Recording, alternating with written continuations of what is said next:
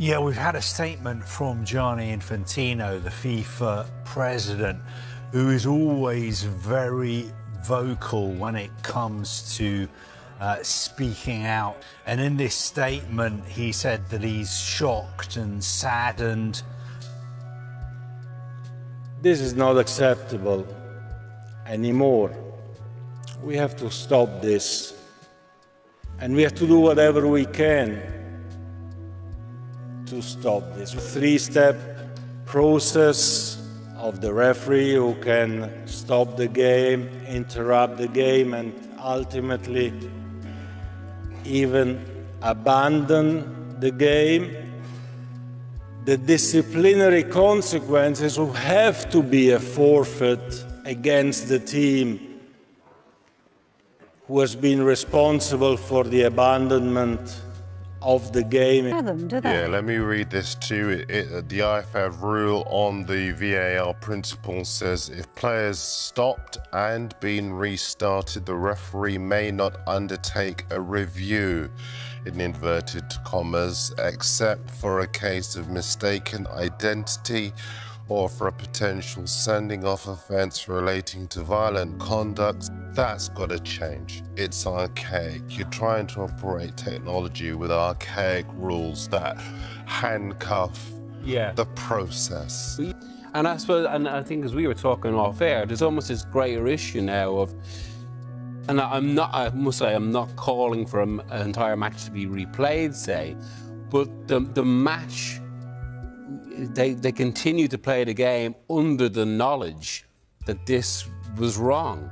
But this, I suppose, just relays some of the understandable grievances that a lot more people have about it. Howard Webb has got previous for that in terms of he's now the head of the PGMOL, and he's done that before, hasn't he? It's come out on social media, actually, that when he was in America that happened, that he demanded a game replayed from the incident of the error.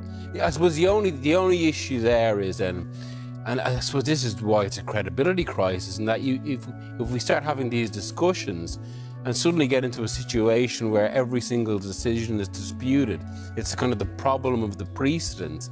But it does show the sort of the mess this is. The storm around officiating standards in English football has reached a boiling point after FIFA moved decisively in the wake of the controversial VAR incidents involving Arsenal, Manchester United, Brentford, and Wolverhampton Wanderers.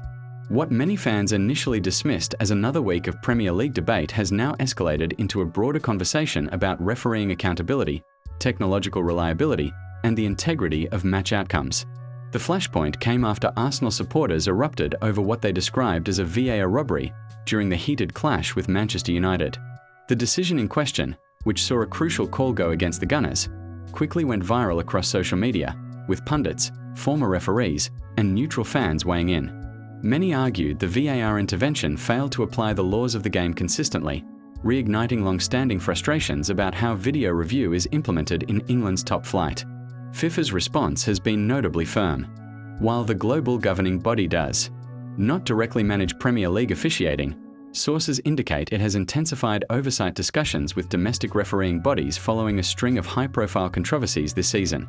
The concern is not just one isolated mistake, but a pattern of decisions across multiple fixtures, including matches involving Brentford and Wolves, that have left clubs demanding greater transparency. At the heart of the issue is trust. VAR was introduced to eliminate clear and obvious errors, but critics argue the technology is now creating as many debates as it resolves. Arsenal's case has become the symbolic tipping point.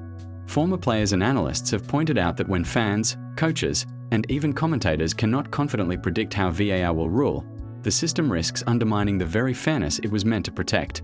Reports suggest FIFA is pushing for stricter evaluation protocols for referees involved in major VAR controversies.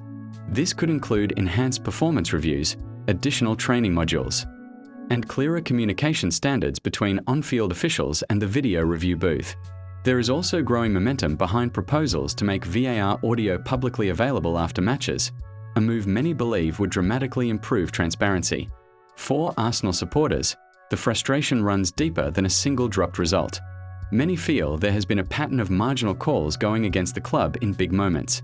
Whether that perception is statistically supported or emotionally driven, the pressure it creates is very real. Football thrives on fine margins, and when those margins appear inconsistent, trust erodes quickly. Manchester United, Brentford, and Wolves have also found themselves entangled in recent refereeing debates, highlighting that the problem is league-wide rather than club-specific. Managers across the Premier League have become increasingly vocal, carefully choosing their words but clearly signalling dissatisfaction behind the scenes.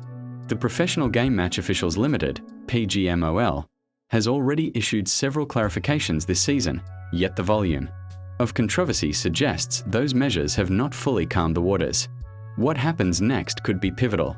If FIFA's push leads to meaningful structural changes, such as semi-automated offside expansion, faster review timelines, or greater post-match transparency, this moment may be remembered as the turning point that finally refined VAR's role in English football. If not, the noise will only grow louder. One thing is certain: the modern game operates under an unforgiving spotlight. Every frame is dissected, every decision replayed endlessly, and every perceived injustice amplified globally within seconds.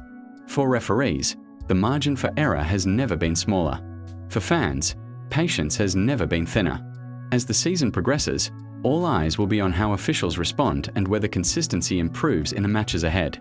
Because in a league decided by the finest of margins, credibility is everything, and right now, the conversation around VAR is far from over.